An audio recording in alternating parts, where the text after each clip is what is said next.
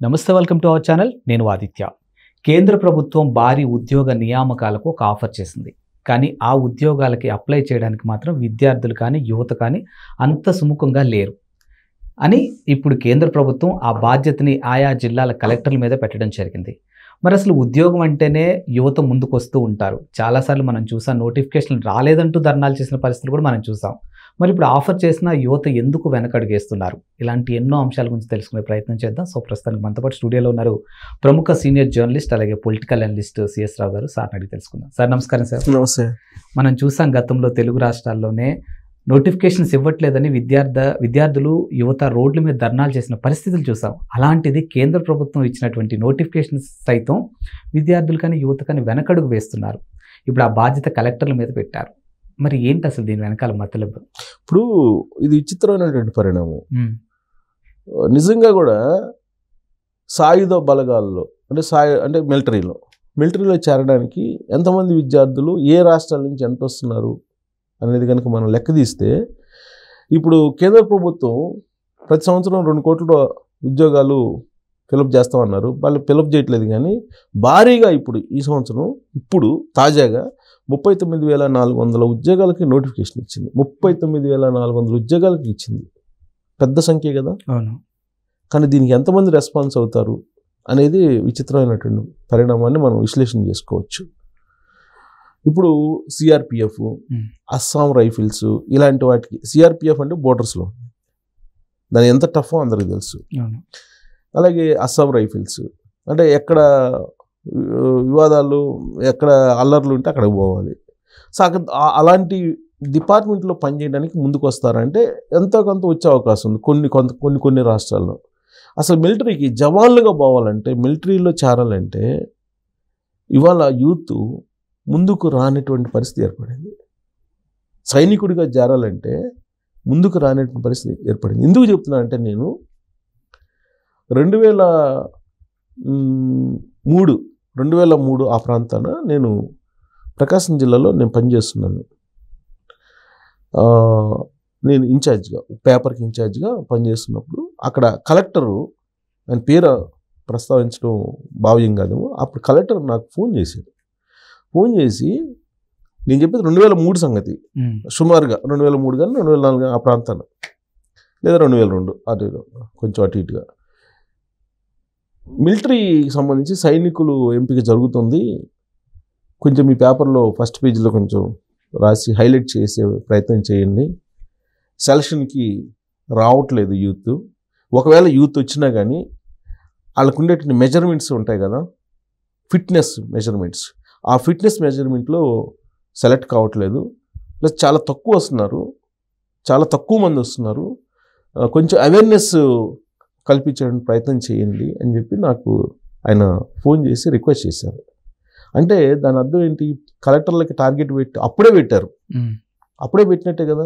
అంటే మిలిటరీలో చేరడానికి, సైనికుడిగా దేశ రక్షణ కోసం పోరాడటానికి ఏ తల్లిదండ్రులు ఒప్పుకోవట్లేదా, లేకపోతే వాళ్ళకి ఇష్టపడలేదా, లేదంటే వాళ్ళు కష్టపడటం పిల్లలు వాళ్ళకి నచ్చటం లేదా తెలియదు. మొత్తం మీద ఇప్పుడు ఉండేటువంటి యూత్ కూడా మీకు సైన్యంలో చేరి సైనిక ఉద్యోగాలు చేయడానికి ఎవరు ఇష్టపడలేదు. రాత్రే నడమంతరపు సీడ్ అంటారు కదా, రాత్రే మన కోర్టులో మన అబ్బాయి ఎలా సంపాదిస్తారు, వాళ్ళ అబ్బాయికి సంపాదించాలి, ఆ అబ్బాయికి ఇంకొక అబ్బాయి, తరతరాలు ఒక 5-6 తరాలకి అవసరమైతే ఇంకా 10 తరాలకి సంపాదించి పెట్టుకోవాలనేటువంటి ఆలోచన కలిగి ఉండడం అనేది ఈ పరిణామాన్ని చోటు చేసుకుంది. అందుకే ఆ మధ్యకాలంలో గరికపాటి నరసింహారావు గారు, ప్రవచనకర్త, ఆయన కూడా అనేక సందర్భాల్లో మీరు గమనిస్తే కనుక మిలిటరీలోకి వెళ్ళండి, మిలిటరీలో చేరండి అనేటువంటి ఒక హితబోధ కూడా చేశాడు. ఆయన బోధ చేశాడు, హితబోధ కూడా చేశాడు చాలామంది. అడిషనల్గా ఇంకొక ఇన్ఫర్మేషన్ అంటే, సోషల్ మీడియాలో గత 2 ఇయర్స్ అంతకుముందు సోషల్ మీడియా ఇప్పుడు యాక్టివ్గా 3 సంవత్సరాల నుంచే కదా, మీరు చూస్తే ఏ స్టేట్లో ఎంతమంది మిలిటరీలో ఉన్నారు అనేది ఒక లిస్ట్ తిరిగింది, బాగా వైరల్ అయింది సోషల్ మీడియాలో. ఎక్కడెక్కడ ఏ స్టేట్ నుంచి ఎక్కువ మంది వెళ్ళారని మీరు అబ్జర్వ్ చేస్తే, పంజాబ్ నుంచి హైయెస్ట్ ఉంటారు, తర్వాత ఉత్తరప్రదేశ్ నుంచి ఉంటారు, బీహార్ నుంచి ఉంటారు, గుజరాత్ నుంచి అసలు ఉండరు.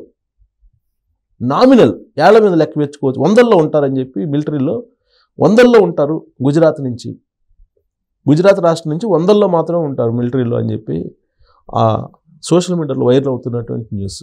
ఇంకొక ఆశ్చర్యకరమైన విషయం ఏంటంటే దక్షిణ భారతదేశం నుంచి ఎక్కువ మంది ఉన్నారు మిలిటరీలో, దక్షిణ భారతదేశం నుంచి.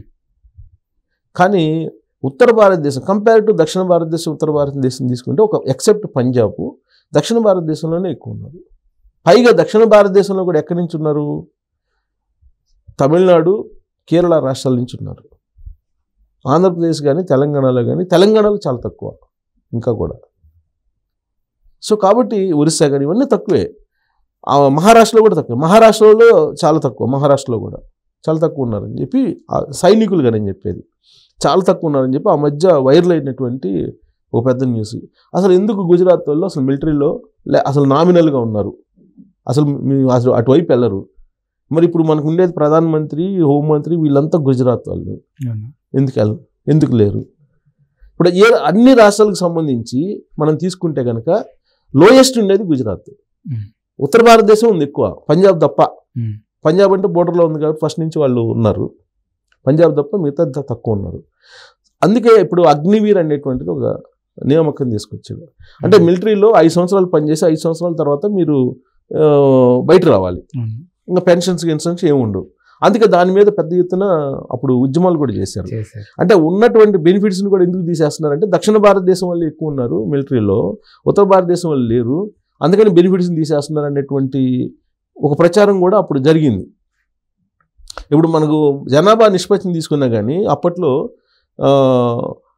ఒక్కళ్ళు ముద్దు ఇద్దరు వద్దు అనేటువంటి నినాదంతో చాలా అవేర్నెస్ కల్పించి మీకు జనాభా నియంత్రణ కార్యక్రమంలో భాగంగా అప్పుడు ఈ సంతానోత్పత్తిని దక్షిణ భారతదేశం ఎక్కువ తగ్గించుకుంది, కుటుంబ నియంత్రణ ఎక్కువ పాటించింది దక్షిణ భారతదేశం. ఉత్తర భారతదేశం పాటించాల కుటుంబ నియంత్రణని. కేంద్ర ప్రభుత్వం ఇచ్చినటువంటి పిలుపునేమో దక్షిణ భారతదేశం పకడ్బందీగా అమలు చేసింది, ఉత్తర భారతదేశం అమలు చేయాల. ఇవాళ పాపులేషన్కి వచ్చేటప్పటికి దక్షిణ భారతదేశం కన్నా ఉత్తర భారతదేశంలో ఎక్కువ ఉన్నారు, పెరిగారు. నిష్పత్తి ప్రకారం తీసుకుంటే గత 10 సంవత్సరాల నుంచి తీసుకుంటే 10-15 సంవత్సరాల నుంచి తీసుకుంటే కనుక అది ఇప్పుడు రేపు నియోజకవర్గాల పునర్విభజన మీద ప్రభావం పడబోతుంది. నియోజకవర్గాల పునర్విభజన అనేది జనాభా నిష్పత్తి ప్రకారం జరుగుతుంది. జనాభా సంఖ్యను బట్టి నియోజకవర్గాల సంఖ్య పెరుగుతుంది. సో ఇప్పుడు దక్షిణ భారతదేశం కన్నా ఉత్తర భారతదేశంలో ఎంపీ స్థానాలు ఎక్కువ అయ్యేటువంటి అవకాశం ఉంది.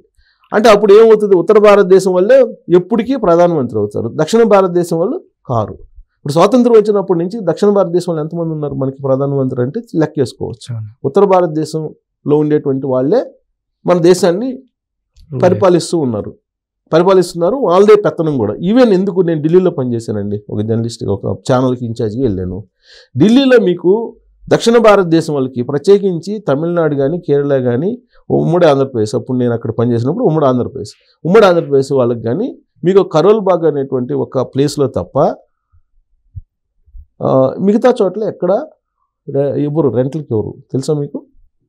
ట్రూ ఇది. ఇప్పుడేమైనా ఇస్తున్నారో నాకు తెలియదు కానీ నేను చెప్పేది 2009 ఆ ప్రాంతాన్ని. సో ఇలాంటి పరిస్థితి ఉంది ఢిల్లీలో. ఇప్పటికి కూడా ఉత్తర భారతదేశం యొక్క ఆధిపత్యం ఉంది. సో ఇదంతా ఎందుకు చెప్తున్నానంటే నేను ఇప్పుడు 39,400 సుమారుగా నోటిఫికేషన్ వేశారండి జాబ్ రిక్రూట్మెంట్కి సంబంధించి. సో ఇప్పుడు ఎంతమంది దీనికి అప్లై చేస్తారు?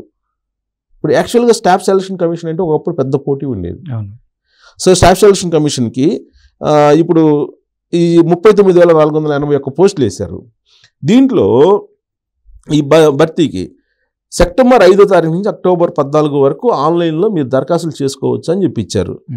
దరఖాస్తు రుసుము అక్టోబర్ 15వ తేదీ రాత్రి 11 గంటల వరకు చెల్లించవచ్చు అని చెప్పి ఇచ్చారు. ఆన్లైన్ పరీక్ష జనవరి లేదా ఫిబ్రవరిలో పెడతారని అంటున్నారు. ఇంగ్లీషు హిందీ భాషలతో పాటు తెలుగు సహా 13 ప్రాంతీయ భాషల్లో పెడుతున్నారు. ఇంతకుముందు లేదు, ప్రాంతీయ భాషల్లో కూడా పెడుతున్నారు. ఇప్పుడు కేంద్ర సాయుధ బలగాలు సిఆర్పిఎఫ్తో పాటు NIA, SSF, Assam rifles, narcotic control bureau ఈ విభాగాల్లో పోస్టులు భర్తీ చేస్తారు. నాకు తెలిసినంత వరకు సిఆర్పిఎఫ్కి తక్కువ రావచ్చు, మిగతా వాటికి రావచ్చు, ఎన్ఐఏకి రావచ్చు. తర్వాత అస్సాం రైఫిల్స్కి కూడా తక్కువ ఉంటుంది, రైఫిల్ మ్యాన్. ఏదైనా ప్యాషన్గా ఉండేవాళ్ళు పోవటం తప్పితే జనరల్గా అంత అవేర్నెస్గా పోరు. తర్వాత ఈ పోస్టుల్ని నార్కోటిక్ కంట్రోల్కి కూడా పోవచ్చు.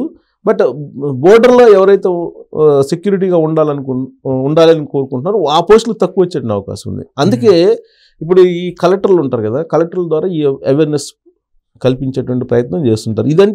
దీనికి రావచ్చు బహుశా నేను అనుకోవటం, ఈ పోస్టులకి వచ్చే అవకాశం ఉంది. బట్ ఆ సిఆర్పిఎఫ్ తప్ప మిగతా వాటికి వచ్చే అవకాశం ఉంది. మీకు మిలిటరీకి సంబంధించినటువంటి నియామకాలు ఏవైతే జవాన్లకి కావాలని చెప్పి అంటారో ఆ జవాన్ల నియామకంలో రావడానికి ఇప్పుడు ఉండేటువంటి యూత్ ముందుకు రావట్లేదు అనేది ఒక అభిప్రాయం. అందుకే కలెక్టర్లకి ఎప్పటికప్పుడు కేంద్ర ప్రభుత్వం కూడా చెప్తుంది, సివిల్ సర్వెంట్లు కదా వాళ్ళకి చెప్తారు కొంచెం అవేర్నెస్ కల్పించండి అని చెప్పి. నాకే చెప్పారు ఒక కలెక్టర్, వేరే వాళ్ళకి ఎందుకు అని నేను చెప్పేది 2003లో. ఇంకా ఇప్పుడు అసలు మిలిటరీ వైపు చూసే వాళ్ళు చాలా తక్కువ అయ్యారు. ఇప్పుడు అంత టెక్నాలజీ వైపు వెళ్తున్నారు. బట్ ఇప్పుడు ఇంకా అసలు చాలా తక్కువ ఉన్నారు. ఇప్పుడు మనకు తెలిసిన వాళ్ళు తీసుకుంటే ఎంతమంది మీకు భారత మిలిటరీలో పనిచేస్తున్నారు అనేది మనకు తెలిసిన వాళ్ళు చూసుకుంటే ఎక్కడ కనపడరు ఇప్పుడు ఉండేటువంటి యూత్. సో రాబోయే రోజుల్లో ఒక పెద్ద సమస్య ఏంటంటే సాయుధ బలగాల్లో చేరడం. మరి ఈ పోస్టులకి 39,448 వేశారు కదా, ఈ పోస్టులకి ఎంతమంది వస్తారనేది చూడాలి. బట్ కలెక్టర్లకి భుజం మీద తుపాకీ పెట్టి ఖచ్చితంగా భుజం మీద ఈ భారం పెట్టుంటారు. వాళ్ళు అవేర్నెస్ కల్పించి ఎట్నో అప్లై చేయటం లేదో చేయటం చేస్తారు. ఈ పోస్టులకు వచ్చే అవకాశం ఉంది. బట్ జవాన్ పోస్టులకు మాత్రం రారు. అక్కడ ఉత్తర భారతదేశం కన్నా దక్షిణ భారతదేశంలో వస్తున్నారు తప్పితే ఉత్తర భారతదేశంలో రావట్లేదు. ఈవెన్ మిలిటరీలో కూడా, మిలిటరీ గురించి చెప్పేవాళ్ళు ఆ మిలిటరీలో కూడా మళ్ళీ ఈ డీవియేషన్ ఉందని అంటారు. మరి ఎంతవరకు నిజమో మనకు తెలియదు, కొంతమంది చెప్పేదాన్ని బట్టి. అంటే ఈ వేరియేషన్ బాగుంది, ఉత్తర భారతదేశం దక్షిణ భారతదేశం అనేటువంటి వేరియేషన్. పైగా గుజరాత్ లాంటి స్టేట్ నుంచి నామినల్గా మిలిటరీలో అసలు లేరంటారు. గుజరాత్ వాళ్ళు అసలు ఉంటారని అంటారు. అంటే దేశాన్ని కాపాడి దక్షిణ భారతదేశం వాళ్ళు కావాలి, వాళ్ళు దక్షిణ భారతదేశం వాళ్ళ మీద మాత్రం ఆధిపత్యం వాళ్ళకి కావాలి. అన్ని పోస్టులు, అడ్మినిస్ట్రేషన్ పోస్టులు అన్నీ వాళ్ళకే కావాలి. బట్ మిలిటరీలో పోస్టులు మాత్రం వాళ్ళు రారు. అందుకే అన్ని రాష్ట్రాలకి టార్గెట్ పెట్టాలి. ఇప్పుడు మీ రాష్ట్రం నుంచి ఖచ్చితంగా ఎంతమంది రావాలి అని చెప్పి టార్గెట్ పెడితే దేశంలో ఉన్న అన్ని రాష్ట్రాల్లో ఈక్వల్గా ఉంటారు. ఇప్పుడు వర్గీకరణ కనుక పెట్టినట్టు దీనికి కూడా అలా పెడితే తప్ప రాబోయే రోజుల్లో వాళ్ళేమో అసలు సరిహద్దులు మాకు సంబంధం లేదనే యాంగిల్లో ఉత్తర భారతదేశం వాళ్ళు ఉంటే దక్షిణ భారతదేశం వాళ్ళు కాపాడాల్సిన పరిస్థితి వస్తుంది కదా. సో కలెక్టర్లు దీనికి మరి పోస్టులు ఏం చేస్తారో చూడాలి.